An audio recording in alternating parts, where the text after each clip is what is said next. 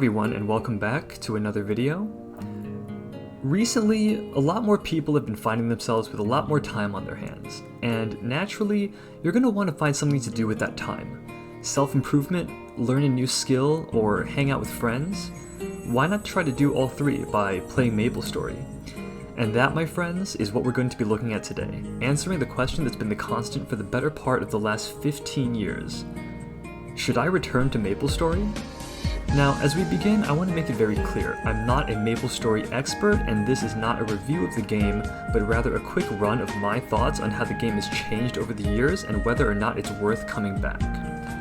So, we'll have some leveling gameplay in the background here, and in the process of getting this gameplay, I actually recorded myself, I timed myself, and for me, a returning player who's been away for probably at least 10 years at this point, I managed to get to level 70 within 1 hour. So keep in mind, this is just doing whatever quests I see, a random mob killing as I travel between areas, and I'm taking breaks to understand skills and find quest markers and figuring out where everything is. So this is not optimized leveling by any means. This is just a complete noob, essentially, returning to the game, and very indicative, I feel, of a lot of people's experiences if they were to start a new character. So, as we start off, I'm going to go ahead and choose Magician as my starting class. That was the first character that I had in the original Global Maplestory release. I was an Ice Lightning Mage, I remember, and I just barely got to the 3rd job advancement, which was back then at level 70. I did a little bit of research, and this time is level 60, so they've made that a little bit easier. So of course, at the actual beginning and tutorial stage of the game, it's a little bit different now, and as I've been made aware, this is actually the latest of several different iterations that this tutorial stage has taken. I remember when I first started playing, it was Maple Road, I think that was what it was called, and you would just go through and kill snails, and you had this ability that would let you throw snail shells, and there was really no point in leaving the island until you got to level 10, which was the first job advancement, and then you take the boat and you leave. But as you can see now, a lot of this is very streamlined. They're teaching you right away how to jump, how to move, how to use skills, and this is very accelerated compared to what it used to be, because the goal here, I believe, is Maplestory's been around for so long that a lot of the old players, like myself, have probably quit years ago. And in order to get new players into the game, and in order to get them caught up with everybody else that has stayed with the game over these years, they need to really speed up this process and get players to level up faster, get players to know what they're doing so that they could progress and catch up with everybody else.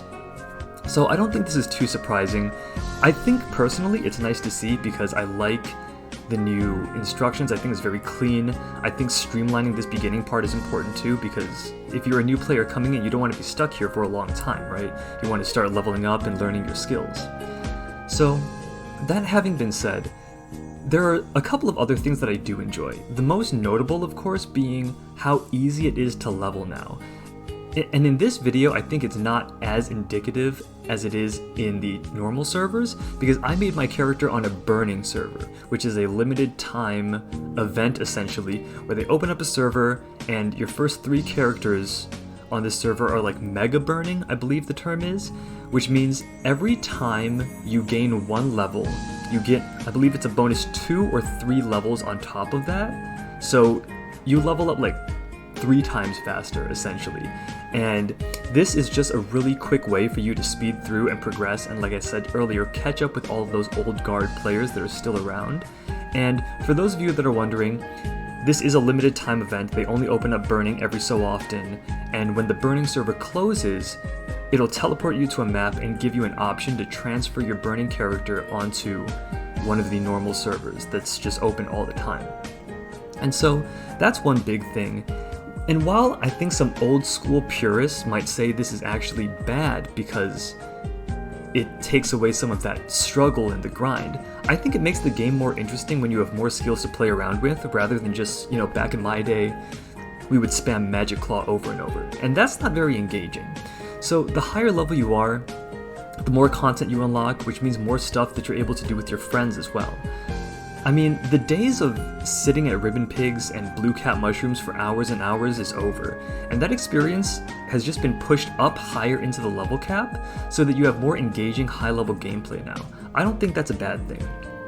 They've also added a navigator option, which I found very handy, which you could turn on to help guide you to a certain location or quest. And this is super useful for returning players like myself that might not remember certain paths, or if the path is changed, it will just tell you exactly which portals to go through, where the portal is located on the map. It's super useful. Beyond the navigator option, some quests will even teleport you straight to where you need to go, which is great. For instance, the job advancement quests will bring you straight to the arena, and they'll bring you straight to, in my case, it was Grendel the Really Old, and you know, right when you start talking to him, he's like, oh, you're here for the quest? Boom, teleport you to the monkeys. You kill the monkeys, you get the black marbles, and then you just walk back, and you save so much time. I'm actually not sure if this is a good thing, because while it is very useful and functionally it saves a lot of time, it also takes away from part of the struggle and the challenge that players used to be able to bond and form connections over, right? When you had something that was very general that every player experienced, like a job advancement, and then you make that difficult, then you know every other player you see that's gone through that experience, you'll be able to relate to them. And that adds to sort of, I think, that old school Maplestory community feeling that was very strong. So I feel like this might take away from some of that, which we'll see how that works. Aside from these quality of life changes, the game is transformed dramatically in every other way. From the original 5 classes and 3 job advancements, now there's roughly 40 classes and a 5th job advancement along with hyper skills, which is like a bonus on top of that, along with a slew of other gameplay elements to make you stronger, such as Maple Union, Link skills, V-Matrix, potentials, and more. And each of these would need a video on its own to cover, so we're not going to get into that now. The game has become a lot more streamlined and progression focused, which is expected, and this takes away from a lot of the social atmosphere that made the game so great in its heyday. My verdict is that Maplestory has taken a large shift from community-focused gameplay to a more single-player, story-driven RPG style. Long gone are the days of LFG, KPQ, or LPQ at spam, and the game really starts at 200, or maybe around 150 now. Given how long the active player base has been around, that's also where a majority of the community has moved. They're all in that upper echelon of levels around, like, you know, the base now is probably 200, it goes up to 250 level cap. And it seems daunting at first, but honestly, in my experience, playing on a burning server, I think that getting to 200 today would probably be easier than getting to level 70 at GMS launch. Despite all the new classes and leveling content and changes, Maplestory is still the same as always been. It's a 2D side-scroller where you farm mobs and chat with your friends. If you're looking for something a little bit more cerebral and engaging, then you're probably better off browsing other MMORPGs, but if you came here with the intent of experiencing that nostalgia and reliving the glory days of grinding until your fingers hurt, now is as good a time as ever. And that does it for this video. So I hope that you guys found this interesting or helpful in making your decision to return to the game. Personally, I had a lot of fun playing. I would recommend, you know, Maplestory is free, so if you want to give it a try, go ahead. Alright, we'll see you guys next time. Peace.